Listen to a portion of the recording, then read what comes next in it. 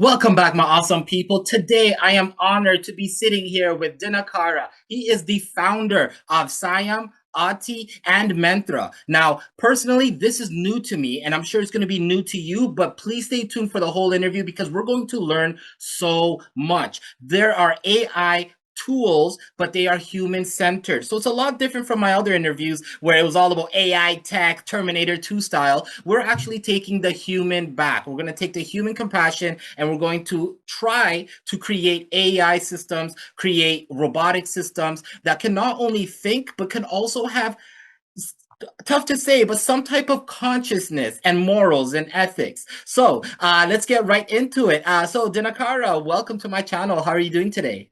I'm doing great, Jacob, and I'm so excited to be on your channel. Thank you for inviting me. No problem at all. I am excited to have you on. Your insights, your expertise is one of a kind, and I'm sure many of my audience members and my viewers will definitely enjoy it. So, can you tell us about yourself? What first inspired you to get into the world of AI and entrepreneurship? Yes, awesome. I would like to do that. I'm from India, southern India. So when I came to US in 1997, I came from a place called Bombay in Western India. My background is in engineering and technology. When I came in, I started with American Airlines in US in 1997, and my first grand foray into technology, into solving problems, my journey started there. I saw how deeply broken many of the systems are, very inefficient, very dehumanizing, and it motivated me to do something different. So in 2011, I took my first step into entrepreneurship. I created a company called EmpowerMX, which was sold to IFS, a $1.5 billion company in industrial AI. EmpowerMX, what we did is to take a very manual process that impacts technicians to do their job on fixing the aircraft, taking away like hours of their time, put into running and finding papers, running from aircraft to computer, back to aircraft, and stuff like that. So that's where my journey started on building systems that are human centric. And from there, I went to now more human AI centric, because the AI is going to be an excellent enabler for transformation and digitizing systems. And I agree. And that is well said, because as we know, in the future, technology, AI is progressing so fast that one day you're looking at, a level 1, and by Friday it can get to level 3 and 4. And I think that Right. having that human compassion, that human qualities and traits and human centered is definitely, I would say, very important now that we're moving towards a very digital society. So you founded three amazing businesses, Saayam, Aauti, and Mantra. All are transforming their industries through the use of AI and AI-powered solutions. Can you tell us more about these three businesses and what each of them is about? Yes, absolutely. Siam is truly born from the idea of why is asking for help so difficult in the generation of technology, mobile phones, and stuff. Yet we can't find a simplest, easiest way to ask for help without going through hoops, and yet you still can get help. There are millions and millions of people out there that wanted to truly help people, but it's just not possible because there is nothing out there that connects all these dots together. So my goal is making help are available to people that are looking for it as easy as going and Googling. So that's how Siam was born right after COVID. So nonprofits, when you go on these websites, whether it is Red Cross or any website, the first button you'll see there is donate. Nothing says, okay, if you need something, ask me, right? So that's where again, I want Siam to change the game. And also not only that, a lot of people wanted to help, but unfortunately they can't trust the system. So they kind of take an hesitation because it's their hard-earned dollar. And again, I want to put trust in the forefront of Saayam to be for people to be able to say when anything comes on Saayam, they can trust that that help is vetted and there is no fraud in it, and they can see how their dollar can change the person that is asking for help. That's what Saayam is created for. Now, Aauti is a marketplace for bringing educators and learners together. There is a lot of after school weekends learning happens. All the way from a guy like me to my kids. Right, we want to learn stuff. But for you to learn, how are you going to do it? You want to go Google, you want to ask somebody. So I want to create like an Amazon for where you can go simply say, "Hey, I want to learn music," and then you see people that can teach on the time you want. You can see their ranking, payment, audio, video, everything, content, everything is kind of connected. And then we use AI as the backbone, as an enabler to help progress the process by giving the feedback with no bias, not just to the learner, but also to the service provider. Hey, this is how you can improve the teaching process. And to the learner, on how to improve his learning path, not just that, basically come back and tell the learner that, hey, you are showing remarkable progress in learning music. You should invest your time and money into music, right? This is how you can learn math better, like stuff like that. So RT does that. Now, Mantra is a brand new platform. It's getting released here in about a week. The biggest game changer about Mantra is it will create a digital twin. You can create a digital twin of yourself. You can train the AI with your ideology. You can upload all sorts of documents about what you believe in.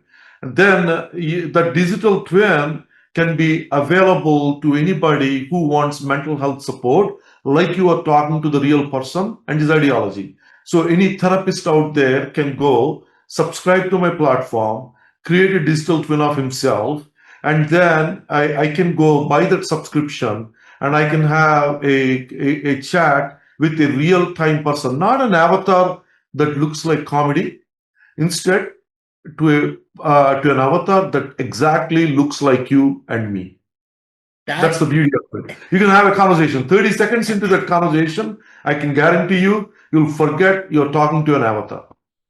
that is actually so cool and actually so amazing because I'm in Canada, and in Canada there's a lot of um, uh, not enough therapists, specialists, Right. professionals for people. So with a platform like Mentora, I mean, the professional obviously makes a copy or a twin of themselves, and the individual also makes a twin of themselves, and you're able to connect them and get the help that they need. And I think this is actually amazing. And also, Aauti is kind of like a teaching and learning all in one platform where Correct. you, the teacher, and you, the student, can identify your strengths and needs. And I think a lot of people will definitely benefit from that. So I know that you have many different philosophies, but I do like one statement that you made, and it was a message to AI builders. It was start with empathy, design for long life, and measure in trust. So, how can we balance morals and ethics in AI, and how far can we push AI without, I guess, hurting humanity? That's an excellent question because all the news you surround is how that currently surrounding you is how AI is going to replace jobs. Whenever you hear it, it kind of feels very sad because already we are suffering and struggling across the globe. Now AI is a phenomenon. It potentially is looking at replacing people. That's not a good news, right? So now, with that said, I do want to tell one important thing here why this mantra even came into play. Uh, 2 weeks ago or so, I was listening to a particular news item on television. They're talking about how the jails are overcrowded and the justice system kind of failed humanity all over the world. And there is a lot of mental health support that is required and that is not happening, and none of that is visible to anybody. So the moment when people think about jail, justice, all that stuff, you kind of think of good guy, bad guy. But we have to agree there is no good or bad. It's all kind of what happens in your life. So sometimes small offenses can take you to a place where you are behind the bars for decades, right? So there are a lot of good people out there. There are a lot of reformed people out there. And one of my first thought is, why can't I use AI to help give the mental health support to the people that are inside the existing federal justice system that doesn't have access to it at a cost that's just not possible today. That's where the idea of mantra is born. And then, when you think about it, I'm using AI to enable humans to get support. Now, when you extend that concept into a bigger thinking, why can't AI enable people to do their jobs better? Versus thinking of the concept of, why don't I use AI to replace people? So when you think of every step of the way, there is opportunity, because one thing people don't realize is AI doesn't have soul.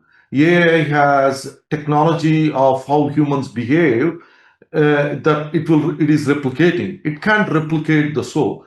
Humans have it. AI doesn't. So everything we do is based on empathy, is based on trust, is based on the fact that kindness is an important fabric behind it.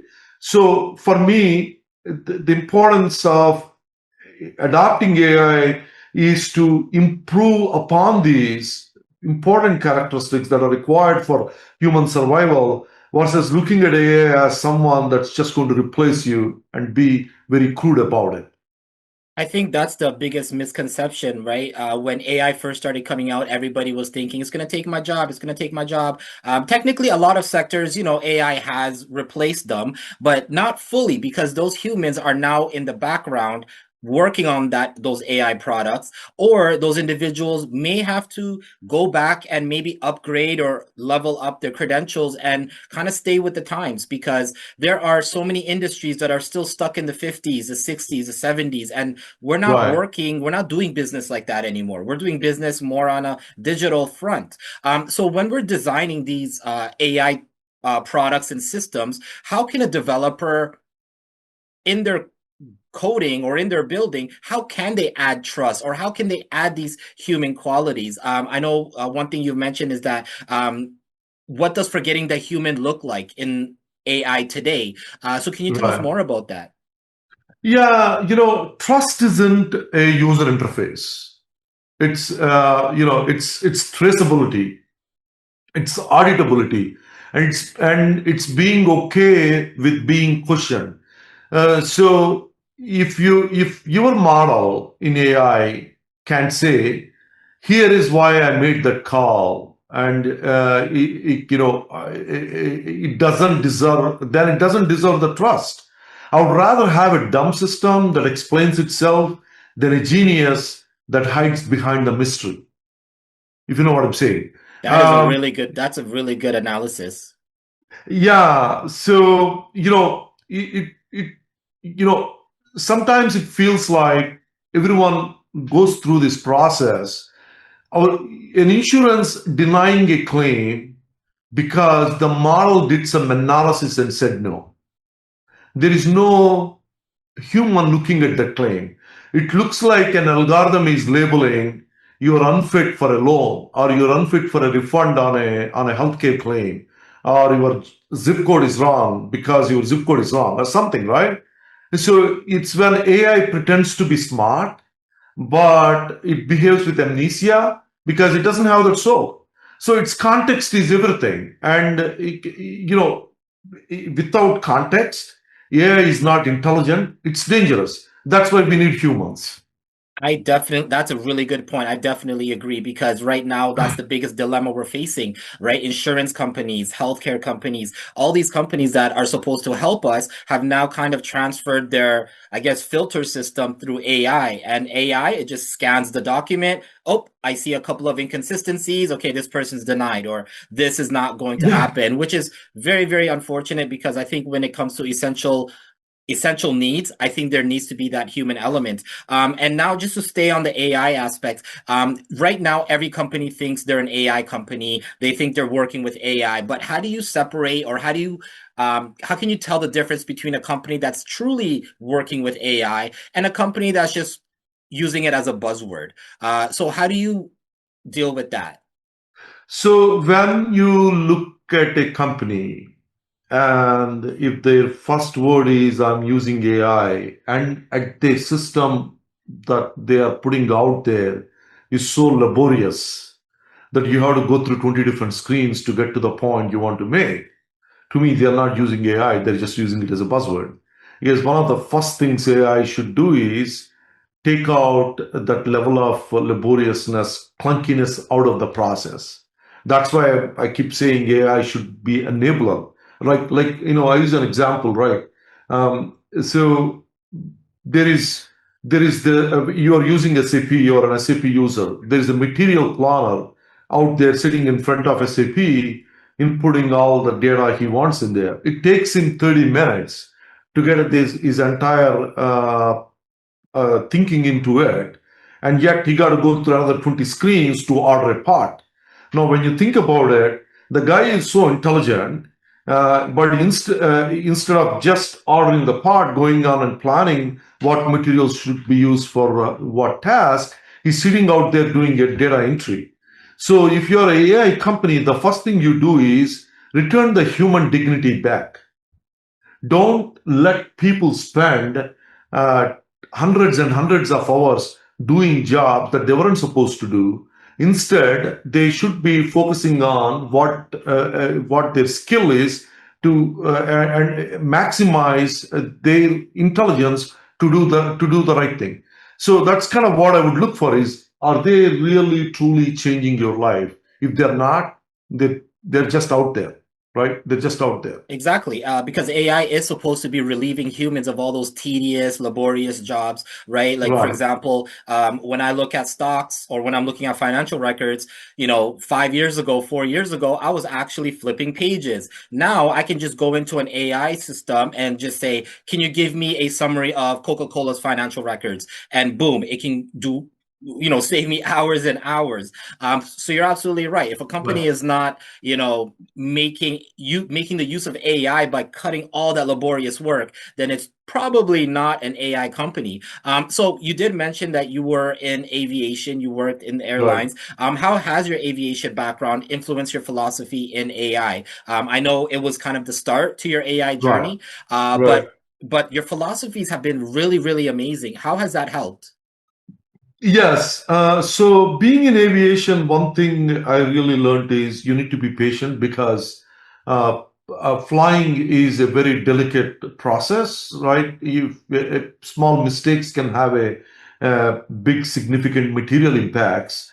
So the job that technicians do to keep the aircraft safe, to keep millions and millions of passengers out there is amazing. So kudos to them for the job they do with the systems that they had to deal with on an everyday basis. So what I learned in my job is being humble and also create a technology that has a paramount of safety built into it, trust built into it, because one of the things that is very critical in aviation, particularly in aviation maintenance, is if the system is not designed with safety as foundational element, with saving time as foundational element, they're just not going to they're just not going to embrace it, because if it impacts the passengers safety, they're just not going to do it, right? So all of those things help me think about and look at AI in a different way.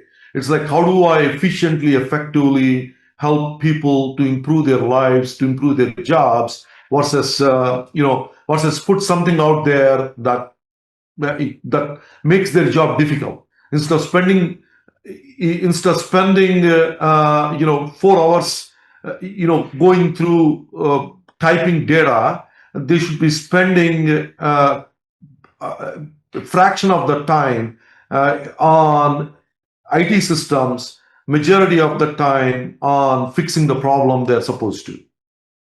And that is true because airlines, they have to make sure that every millimeter of that airline or airplane is accounted for and is surely secure because you're going up thousands of feet in the air. You have to make sure it's secure. And so with the robotics and the AI systems that we're coming out with, do you think they should have a black box similar to the airline so that way everything is tracked? And if somehow a robot, goes rogue and starts going crazy, at least the black box will have some type of information of, hey, this is what happened, this is what occurred. Do you think black boxes should be in AI systems? Right. I'm chuckling because one of the things AI should be doing is improvising by studying your habits. Black box is nothing but a recorder of every event that happened. So, absolutely. And black box is not just for crashes, for everyday use. You should know what led to the outcome.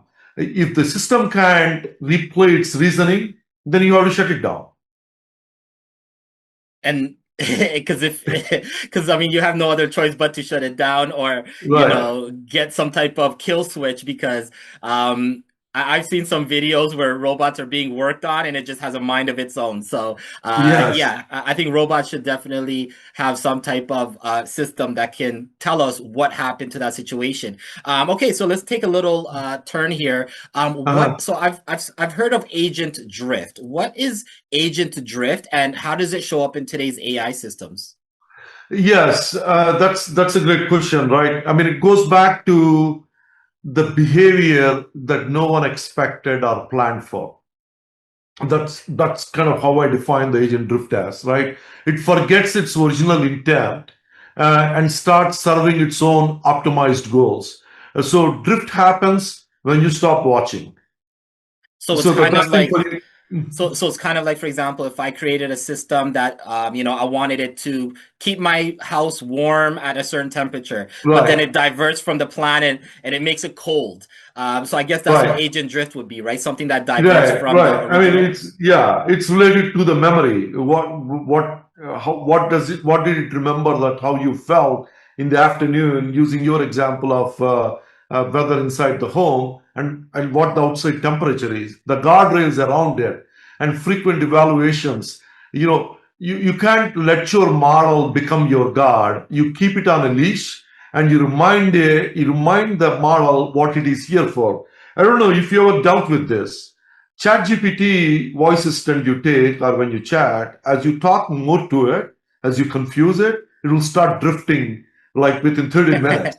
Like for example, a lot of coders experience this when they take the help of AI model for coding. As the code gets complex, they can't keep up with it. Now, what they'll start doing is randomly take portions of the code out. Now, what you probably can write in 4 hours, you're using AI to write it in 10 seconds, but it'll end up being 20 hours because it doesn't have those guardrails and watch built into it initially. Now they're getting better, but yeah. It's not giving you what you're requesting or what you're asking for. Yeah, Yeah, that you get that immediate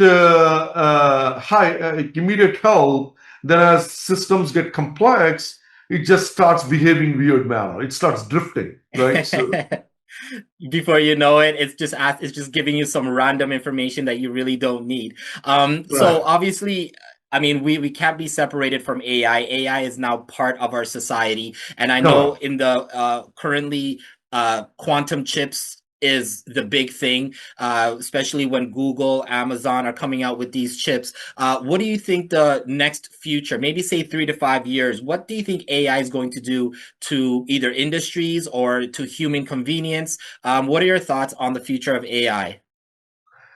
My, everyone is looking at right at the moment pretty much every aspect of AI out there, right? But the space I am in, the biggest disruption, in my opinion, is going to come into education, healthcare, and probably government. Not because they are slow, but because they are broke. They have been broken so bad and so far. Like for example, the stuff my kids studying nowadays in the school, I just don't understand what the purpose of it is. So all that's so with AI, that entire system can be redone to be so dynamic that it won't take decades to implement a new learning process or a new topic to learn, right? So, uh, while AI can fix the broken foundation, what we'll do is it's going to expose and explode them and give us the ability to rewrite the portions of portions of that will give us a brand new stuff. So at least that's where I'm focusing. Education and healthcare, because I think that they need a major disruption right now.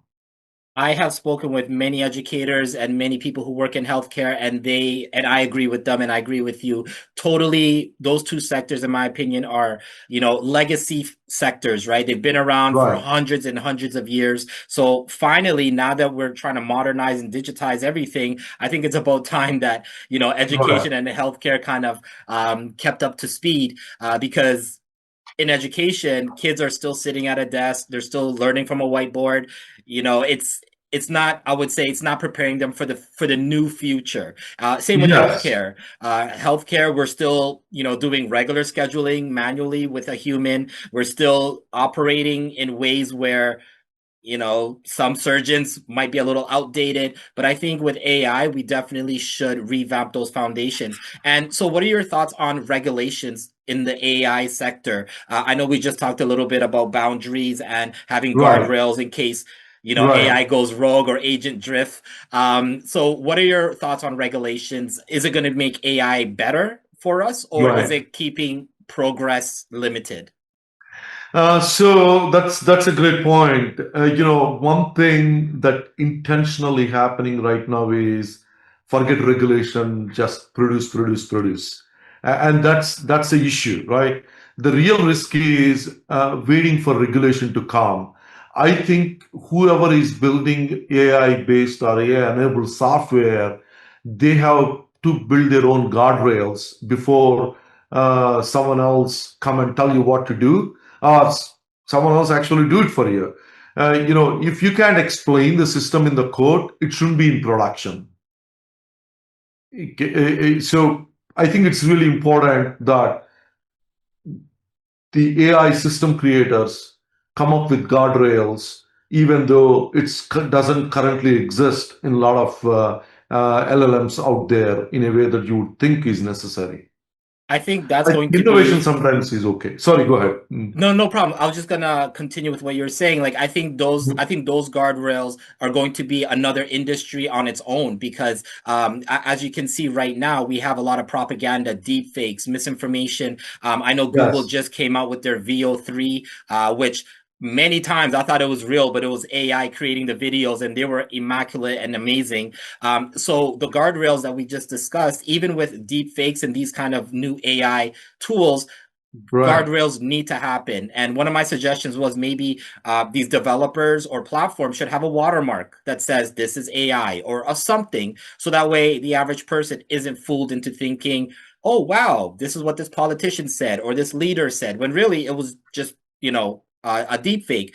So what do you think about that? How far are we going to go with AI to the point where who knows, is this real, is this not real? I think we're already kind of living in that world, right? Yeah. The real versus fake. I think the sad part is, we're ignoring it currently and we are enjoying it. We are living in the society right now. Everyone and everything is deeply divided, particularly the way the politics and geopolitics are run. So I think intentionally people are promoting it because it's serving their purpose and goal, and the creators are using to exploit that existing mindset. What will happen is, I think this stuff is going to get worse before it gets better.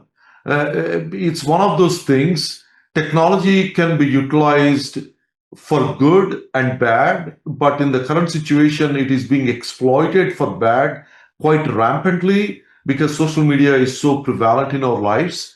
And before the damage, before we get better at it, the damage is going to happen. However, I, I'm going to continue make a case why human-centered AI is necessary, because once you kind of start thinking about human-centered AI, then you start thinking about guardrails, then you start thinking about how to put an end to that kind of exploitation of AI. You're absolutely correct. I think AI is definitely being exploited, and that human-centered theory and philosophy and intention is mandatory. It's necessary because human curiosity can run with AI as far as it can, but it can also Right. do much, much damage to humanity, to children, to investors, to entrepreneurs, and so on. So those guardrails, I think, should be high on the priority list of what the next step for AI should be all about. Now, I Right. have to ask, so Mhm. cryptocurrency, I know many of your platforms, you can pay with various forms of funds. Right. What do you think about cryptocurrency as a whole, as an AI, as a blockchain? Is this something that you see maybe you creating a new business around crypto? What are your thoughts on it? So, crypto used to be a label, and the early adopters were able to make a good out of it, and it was looked as a way to make money for the early adopters. The people that came in between, they got kind of also affected by it. It was looked more as a income wealth generator than the adoption than actually the good it can do. That's kind of what bothered me about crypto. When I first thought about crypto, the digital contracts, what it was set out to do, I think that purpose is hidden behind exploiting it to make money. Right? So here is the good news. The large corporations and financial institutes who once opposed it are absorbing that concept. What means that the change is bound to come. And so what really matters now, in my opinion, is utility. Can it store trust? What the moment you get the feeling of it can store trust and you can believe it, like the way you believe in the green bug, I think that option will start moving it higher and higher. So then the final question is, can it move capital without the friction? Can it move capital with trust? Right? So once those questions get answered, once the technologies get put into place, I think it's just a matter of it getting adopted. It has tremendous amount of benefit uh, to to help people to do business globally without being worried about theft and all that stuff. But at the same time, you can use the same crypto process to do a lot of harm too, right? So the whole process is getting thought in. I think that's inevitably the world is moving towards it. You have to embrace it, adopt it. My platforms currently do not support crypto yet, but it's going to be a matter of time before we put crypto in there. I won't have an app around it.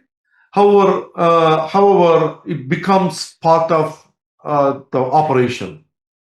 Yeah, and I mean, as you mentioned, trust, trust, trust, and that's what crypto is Right. all about. Right. Decentralization, taking power away from the large banks, the large governments, and putting it in the hands of the people. But even when you do put it in the hands of the people, there's also that trust factor because, things can go stolen, people can go do this and do that with crypto. So Right. definitely until those systems are fully trustworthy. And I'm sure your platforms will get into crypto because I know a lot of people are starting to pay a lot of things with crypto. And to Right. stay on that human centered, you actually published a book. It's called Becoming Human, and it is about the human centricity. Can you tell us about your book? I believe you have the book with you as well. Yes, I do. And so, I mean, now it reverses there, right? So when you see it in so Becoming Human is a book written out of out of a bunch of emails, content that was accumulated over a 4 year period. So see,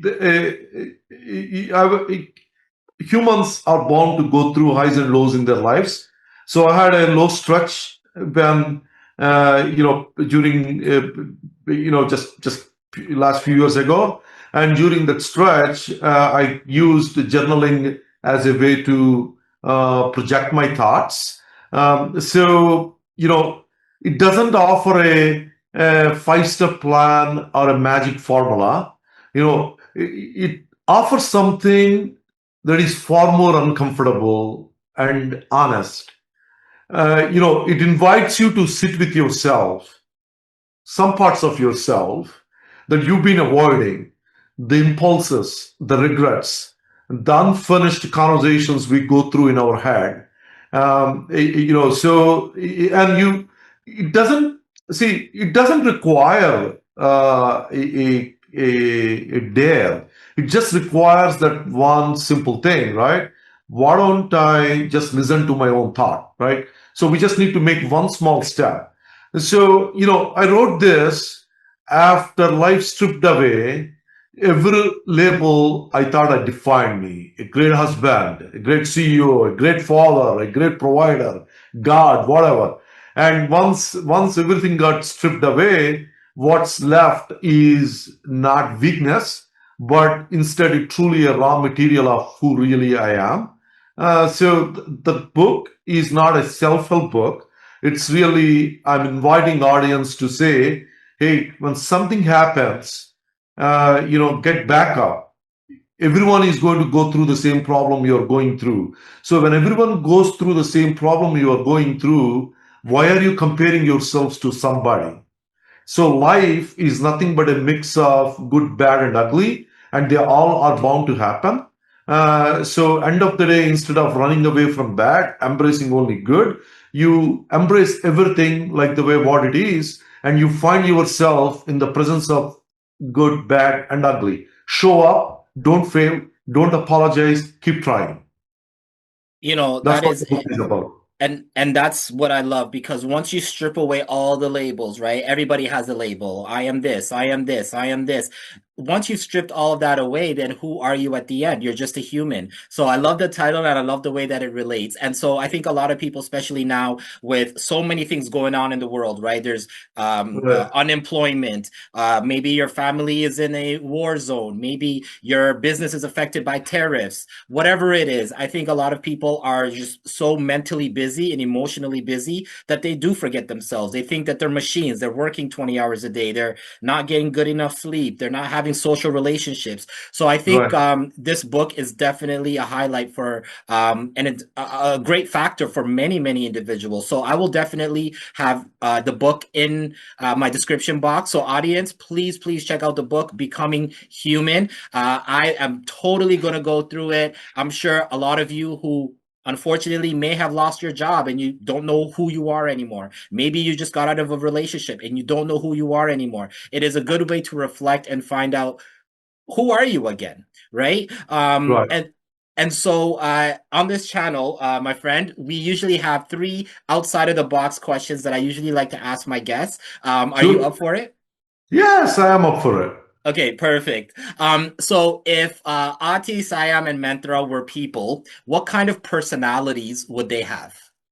They have very much a kind, empathetic, and trusting personalities. I love that because I know with Siam, it's very charitable. You're out there helping people, right? So I can really see the human side of that. Okay, the next question: what is the most random app that you've downloaded in the past, or you currently have downloaded? I know some people have like a meditation app or a sunset app. What is the most random app that you have? Okay, well, I like to be truthful. The random app I downloaded is Vocal Image.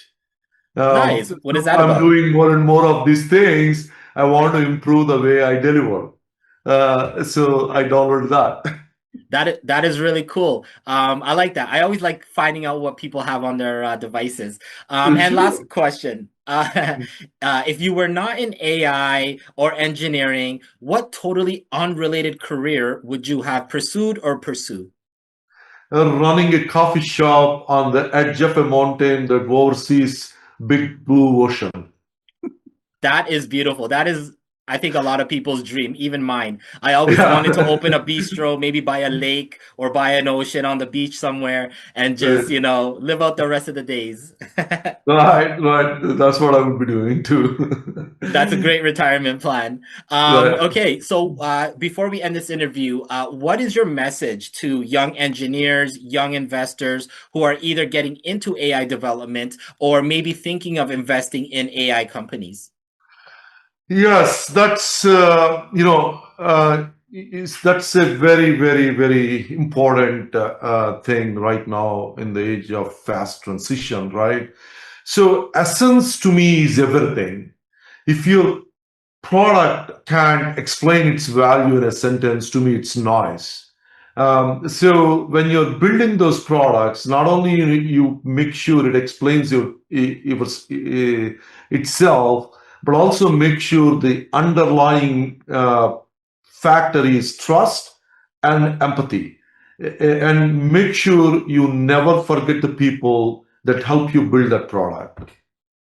Very, very well said and excellent advice because sometimes, we might be pursuing something and forget about all the people around us who helped us achieve or get to that level. So, Dinakara, before we conclude this interview, is there any last mentions, anything you want to put out there into the digital world? Yes, thank you for Jacob for giving me this venue to speak my mind, and thank you, brother. So, one thing I want to leave the listeners to all the listeners of your podcast is, be happy, be kind, be gentle. If you are out there building systems, make sure you are building systems with trust and a lot of accountability. So if you're out there using systems, think of the other person, how your act will impact and affect them. So be good, be happy. Thank you all. Very well said. And, I appreciate that because I hope that future builders will also take into consideration the human elements when they're building their AI systems. So, my awesome, awesome people, I will have all of Dinakara's information in the description box. I will also have Saayam, Aauti, and Mentra's details in the description box. So, please, please check them out. I've checked them out. They were amazing. I will also have Becoming Human in the description box. So, please check out the book, especially if you're going through something, or if you're not. Maybe you're a very happy person, but maybe you just want to reflect on maybe the past year or the past 6 months or anything of that nature. And I've learned a lot today about AI and human centricity, keeping the human alive, the spirit of the human alive in the new future digital world that we are entering.